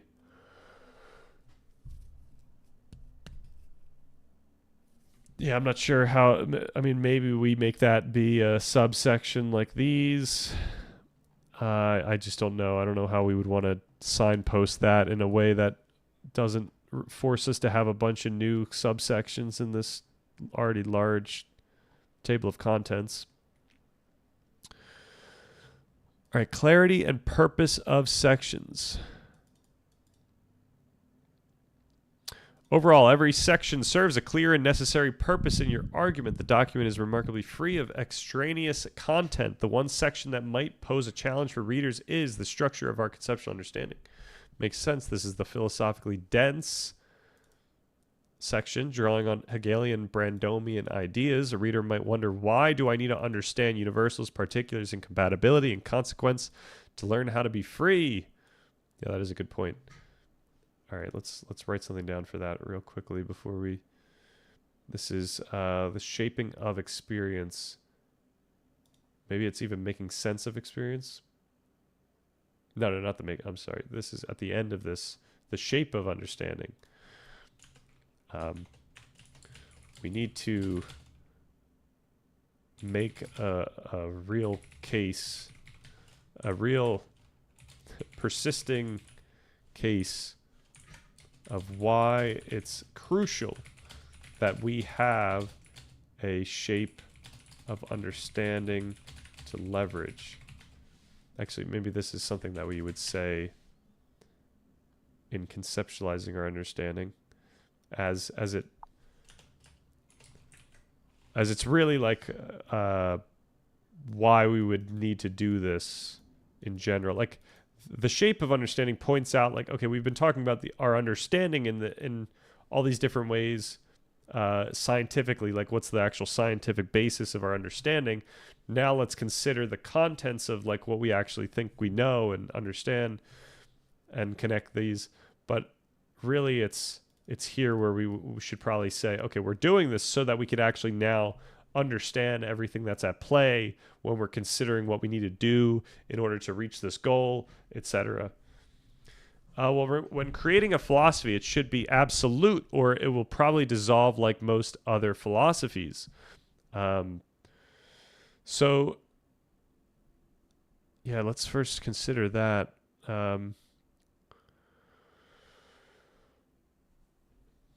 Do I think that a philosophy that wasn't so yeah, I guess it depends what we want to be absolute about. Like, what if we were absolute about the subjective nature of each one of our assertions? And so we can point out that this means that like truth in a, I guess, in a philosophical telling isn't something that we can pin down. So there is not, like, I would argue that there is not a transcendent conceptualization of the world through some philosophical framing or rule set or interpretation, however you want to say it, in the sense that it, like, there's not one that would transcend time. As culture changes, so too would you need to update your philosophical framing so that you can make sure that it's still usable over time. So in that sense, if you create a rigid philosophical rule set, then you're now prone to stagnation. And if you create a philosophy that is too too up to the whims of what people think in the moment, then it's prone to dissolve. So the question is, what's this happy medium where we recognize that even the way that we explain a philosophy is constrained by our culture and our understanding of language and whatnot, but at the same time we have to recognize that even our language and our culture and all this stuff is going to change over time, which suggests that in order to make a philosophy that withstands time and is resilient, it would require that it isn't really strict in its framing. And so yeah, I guess this document has been my attempt at making resolving both of those sides. To build concretely, ethics must secure ourselves and our society, but without an understanding of nothingness, we cannot fully understand what we are up against. Okay. I think we could just be, yo, Darmadon, what's good? We're doing well. We're in the weeds here. We're looking through some constructive criticism of part one to help us out before I make this second video for the channel, which will be the document introduction video. And we're also, first video's done. First video's up there. It's not too substantive. It just kind of gives it's probably says what I usually say. But yeah, go check it out. It's pretty simple.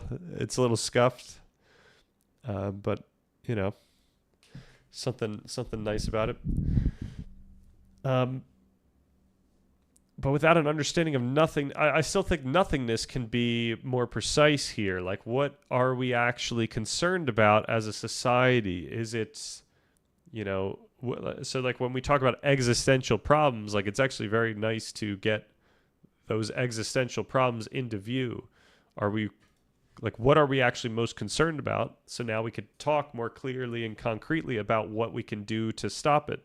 So ethics needs to be grounded in something that's not nothing, so that we can actually make like progress in terms of articulating what we need to actually do.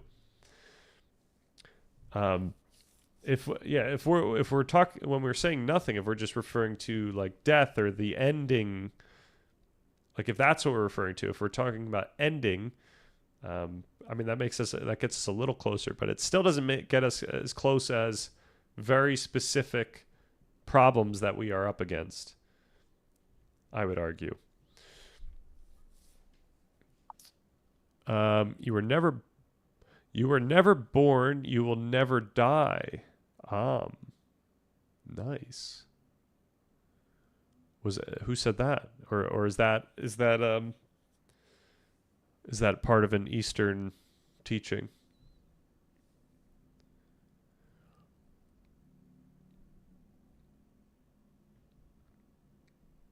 And then once again, I would also say, Gita says something like that. I think. What do you think they're referring to? Because I mean, I would speculate that they're not referring to obviously our biological birth or biological death. Are they referring to the present moment, or are they actually referring to like something more, I don't know, large scale spiritual, where we are all time and there's no beginning or end, it's just all happening, which I might argue is a little less practical. Yeah, they're saying the mind and body dies, but really you are awareness which continues after death. Okay, so when they say something like that, are they referring to something similar to the experience that we're having right now continuing after death? As in it's beginningless. Like I just want to, it's important that we know how like metaphysical and, but gets hard to parse. And like, are the metaphysics that they purport in direct conflict with the science that we know? And in that case, unfortunately, we have to, by our own rules that the document points out, I guess early in the document, we have to let go of that.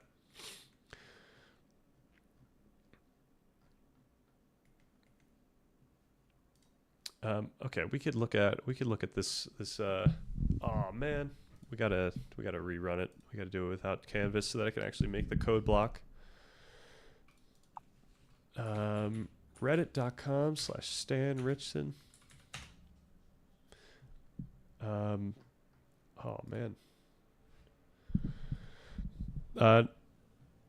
This is Nitro Gold. This is the subreddit. If you do want to post that. All right, so I think we're 831.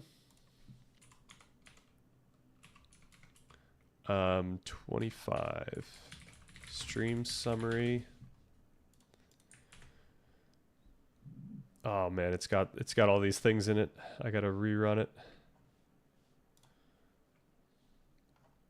Sometimes it adds that. I probably could just be more clear with. Oh no. There's no rerun. Which means I think I just have to like make a single character change and then just update. Yeah, your awareness, but it gets hard to parse. Different terms. There's some physicist that was into Vedanta metaphysics. Schrodinger. Or Schrodinger's. I'm not sure which is the right way of saying it, but the director, chatter of the day. Yeah, so I guess that's pretty interesting to consider with like a quantum physics, like many worlds type of thing, what that would mean. Now, quantum physics kind of you kind of have to split into one of two camps, especially with many worlds. There's many worlds where we imagine that there's like an infinite amount of these worlds. Given just like conceptually, there's just these branchings that keep happening. However, there's also, I think, a slightly more grounded framing that I learned from Sean Carroll, where there is a discrete amount of, was it electrons in the universe? Granted, the universe is expanding, but given that there's a discrete amount of electrons, given that there's a discrete amount of these branchings, there is a very large amount of worlds, but it is not infinite, which then would mean that, we're not just like, out in this infinite space. Even if each of us exist in many of these worlds, we don't exist in all of them. Like especially past when each of our versions would die. These ideas are all to do with consciousness, right? Which is not understood by science. I can't speak to the union with science. I'm not a scientist, but I know some physicists are into it, like Schrodinger. Yep. Yeah, I think, like, unfortunately, the thing that I always point out is that we do know a lot about the connection between our experience and our brain, in the sense that we know when certain things in the brain are activated, a conscious experience is correlated. We know what happens when certain parts of the brain are turned off or disconnected, etc. So despite the fact that we don't know why consciousness is actually there, which is the hard problem of consciousness, as we discussed right off the bat, we still know that, or not, we don't know, it's that it's very likely that our physical brain affects our experience.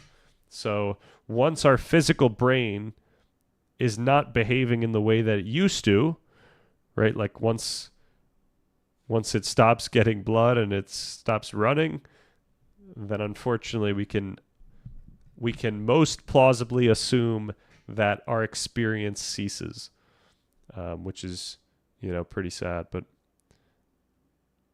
yeah. And so we don't understand the foundation, becomes hard to build off no foundation and say much. Are you saying the foundation being like what actually causes consciousness? Because the argument would be, the argument I would make is, despite the fact that there's this hard problem of consciousness that we have not solved, we can say a lot about that connection. And in fact, throughout this document, we're going to say a lot about that connection in very practical, pragmatic ways. Oh yeah, I missed a message. We understand various correlations, but how it relates to matter is fundamentally mysterious. But how it relates to matter is fundamentally mysterious. Are we saying matter is physical matter? And then, I guess, really just once again, like our conscious experience seems to correlate in noticeable ways with our physical brain, at least enough so that we can gain actually a lot of practical utility out of knowing those connections. So that's kind of a thesis of this document, because we are going to point out that what can we do by knowing what dopamine does towards our attention and our motivation. Like there's so much utility we can get out of just knowing these things.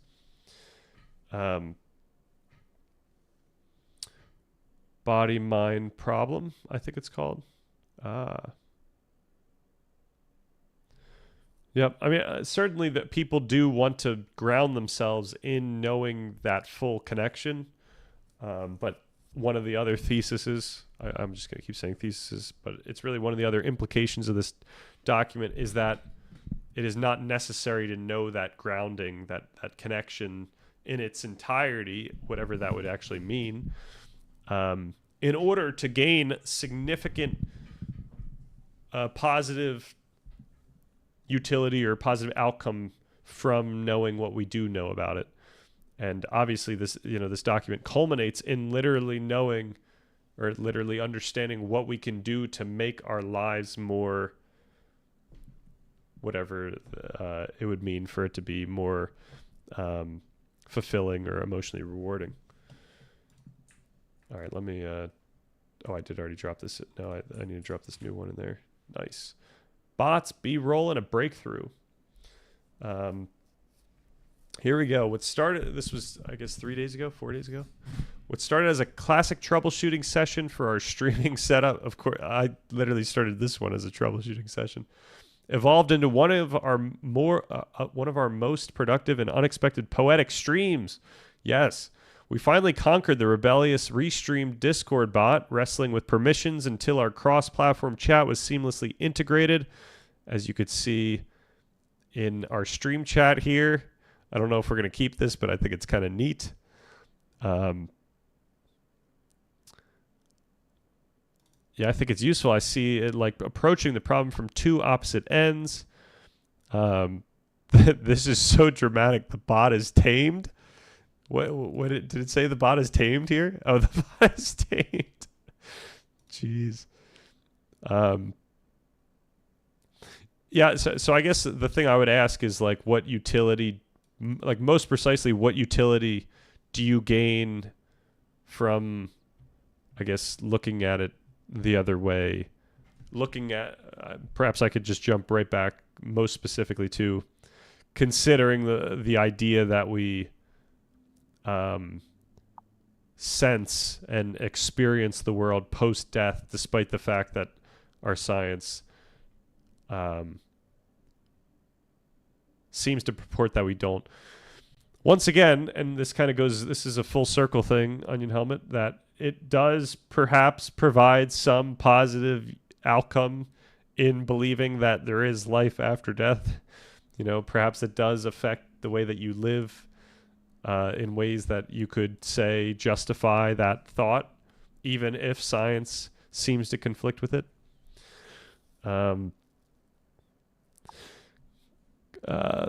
Like there are various ways consciousness is conditioned by the physical, include chemicals in your brain. That is one perspective. And then the other one is making observations from first person perspective, studying subjective experience. Yep. You're asking how did they arrive at that? I wasn't, but I'm actually kind of curious how they do arrive at that kind of. Actually, I would imagine that you arrive at that. You could almost answer that question in an evolutionary way, where it perhaps is just useful for the entire civilization if there is that type of belief. So that like you arrive at that through, you know, A/B testing beliefs, you could say, over time, and arriving at something that is very, very salient to everyone in a civilization.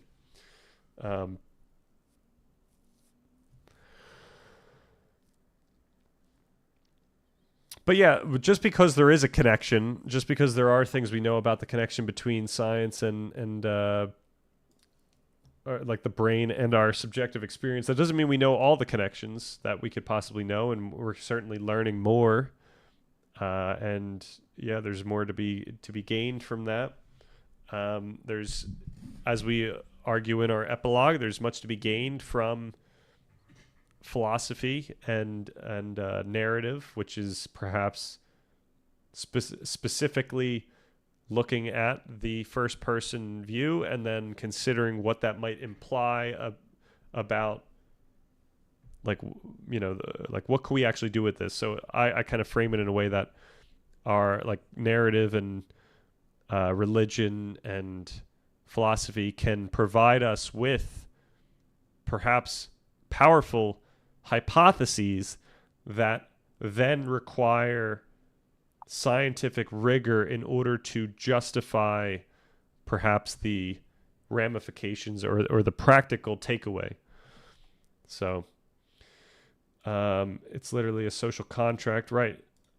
Right, yeah. We like all these things about what is can always be thought of in a normative way where we're dealing with rules, social negotiation. I'm not that attained, but I imagine experiences of samadhi lead them to that. The yogis go deeper into their consciousness and become more and more subtle and refined attention until the sense drop away, and there is a unified experience, consciousness, which they interpret to be the ground on which other experiences in all reality emerges. senses drop away. Yeah. So the way that there's two ways I could go about this, and I think you're going to be unsatisfied with both of them. But I think even though like I really don't know what happens in the path leading from like where like I would say like just like a baseline person is to becoming that level of deep yogi. Like I'm not sure what that path is. I would argue that despite that, like whatever that path is, the outcome is still one where the yogis feel a certain way and then they have a way of articulating what they're feeling, which is very much constrained by what they understand about, like not what they knowingly understand, but by their culture or predisposition in some sense. So these extraordinary conscious experiences mixed with the words that they have conditioned from, you know, their upbringing or just their entire life leads them to describe the world in these certain ways. But once again, just because they feel very much in high conviction about these ways, that doesn't mean it's necessarily, that doesn't mean it's like a description about a transcendent reality that, you know, exists regardless of, you know, whatever. Like these are just different ways that people can experience and end up experiencing the world. And so the question is, you know, why choose one over the other? And the other way I would go about this is I would argue that it's actually quite impractical to give too much light to those ways of thinking because it's so out of the norm of what other people experience. So it's not as useful for their life. If, you know, there's like a practical takeaway to come from those types of interpretations. That being said, perhaps if there's something so positive about that, which I believe with meditation there is, there's really positive outcomes that you can get to. That does suggest that perhaps it's worth pointing out that if you want to experience some like more positive emotion or whatever, you should do these meditations. Like literally, we could prescribe meditations as something that will most likely lead you to these positive outcomes. But once again, we need some type of empirical science to make that claim. So we would need to have a study that shows that when, you know, this many people do some type of meditative practice, they do get to that place of positive emotion, which I think is what we have. So that it's because of the empirical science that we are allowed to prescribe meditation. I don't know if I just went down a road that wasn't necessary, but okay. You can attack that thinking all you want. I don't mind. Okay. Yeah, I apologize if I'm too conflicting right now, but that's just how I understand the situation. But they interpret that ground to be God. The meaning of yoga is union with God in that state. Yep. Stan, what would be your reaction to seeing Jesus Christ performing miracles? Like imagine you saw it. I go through the same type of hypothetical when I think about like what would happen if I actually saw something that made me know that I was like in a horror movie scenario. Like I see the thing that like proves that I am in the horror movie scenario. That some otherworldly thing has just, you know, made their way into my life. I would say first, because I'm so pragmatic, I would consider that I am now experiencing some psychological thing. So if I saw Jesus performing miracles, I would think the same way when I see someone performing magic on stage. I would be like, what is actually going on here? So I'm not sure what it would actually take for me to really think that one of these things were happening. But yeah, if we're in now a world where everyone's seeing this thing, and I'm now existing in a space where where everyone's kind of in agreement that, you know, science has led us astray, then yeah, I think you kind of just have to go that way. Like, we all saw this guy bring, you know, whoever it is back to life, and we all know this wasn't some magic trick. I think the thing to understand is the validity and value of a supremely concentrated mind and studying consciousness from the first person. Yeah, I know. I do. I believe wholeheartedly in that validity and value, and that's why we do need to actually look into that specifically for both part 2 and part 3. Part 2 for just the point of identifying and achieving our goals. So similar to how you have this book on creativity itself and how meditation can help creativity, we need to look into creativity for part 2, because when you're considering what you possibly could do in order to get to a goal, creativity is a prominent subject. And then also when you know, going towards goals, we have to consider what type of practices can put you into mental states that make you more likely to achieve those goals. Like, there's so many reasons why we need to go into studying meditation and these types of practices for those aims. But once again, we do kind of hold ourselves restricted by empirical science, just like how at the end of the chapters in your book, you've got the references that actually like ground the types of practical utility that you do purport that these practices have. But yeah, that's where that tool has led some to think. Some Buddhists interpret the same experiences from a less theistic perspective, but it's complicated. But yeah, like, we can get into that space without jumping to the conclusion that what we're experiencing is some reflection of a reality that is out there that, you know, isn't simply just the experience that we're having right now. Listen, man, if I saw Jesus Christ performing miracles, I'm a disciple. I'm going to sit there while a man turns water into water, walks on water and stuff. Yeah, I mean, there's the scary realization when you see, you know, something that proves like Christianity exists. There's always the concern, like, okay, now does hell exist? Like, what's going on here? And that might get people into shape real quick. Yeah, got to create the right goal and the goal itself, for sure. Water into wine. I mean, I kind of like this idea of making water into water.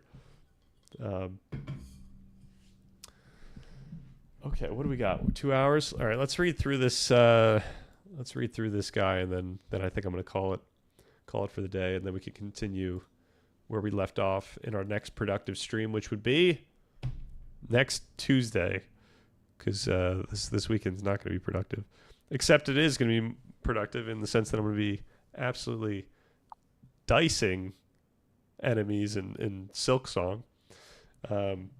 Bots, B-roll, and a breakthrough. What a title. The stream took a beautiful turn when we dove into the works of Turkish poet Nazim Hikmet, and we wrapped up by setting a very ambitious Silksong-heavy schedule for the week ahead. The bot is tamed after much trial and error. We diagnosed and fixed the permissions issue plaguing our Restream.io Discord chat integration. That wasn't that exciting.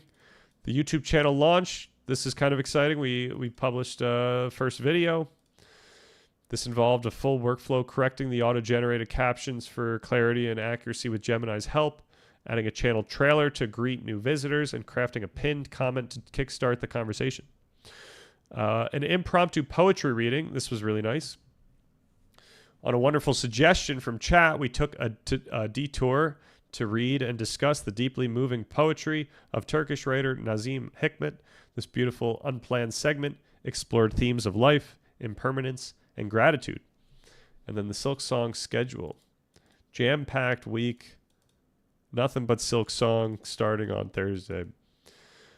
Yeah.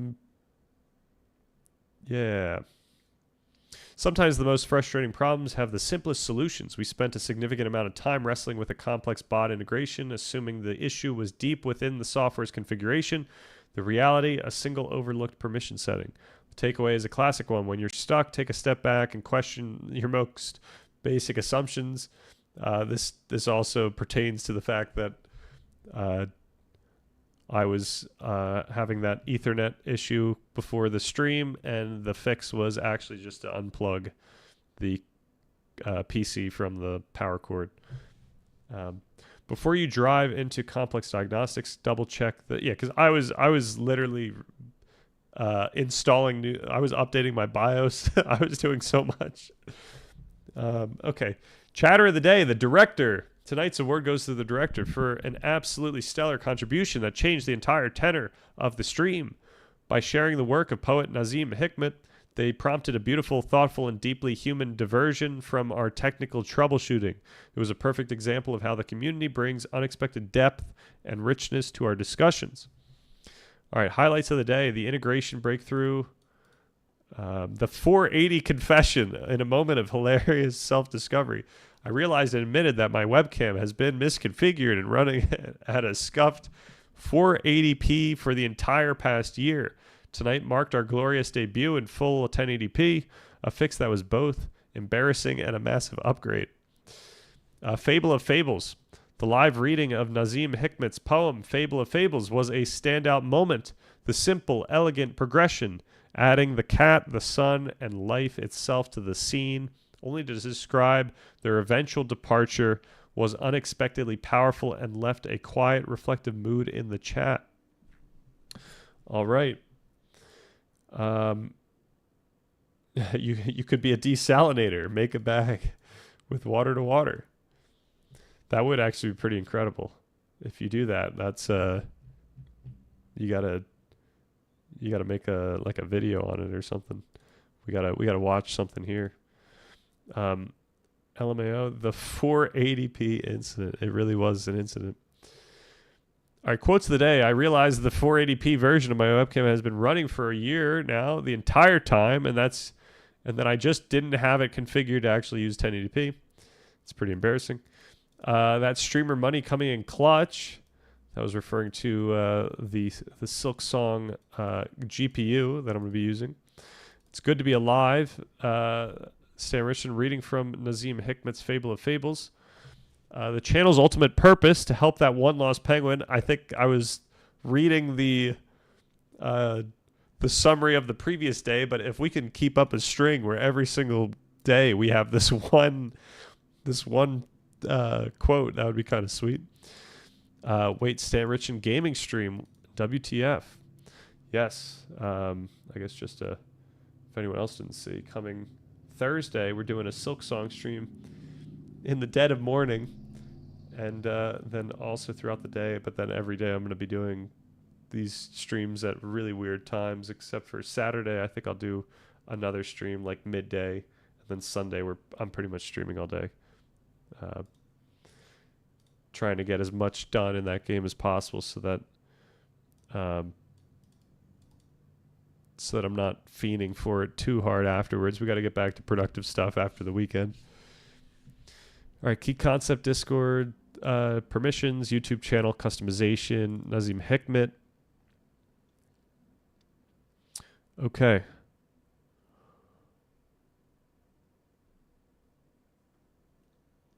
All right, I think that's it. I'm going to send it. And there we have it. I'm going to end it there. Thank you guys for popping in. Another successful stream. Another fun one. And glad to get into these deeper philosophical discussions. Hopefully I don't piss anyone too off with the sticklerness of how I go about these things. But I do enjoy them. So have a good rest of the night. Thanks for popping in. If anyone else is watching this, have a great rest of the night.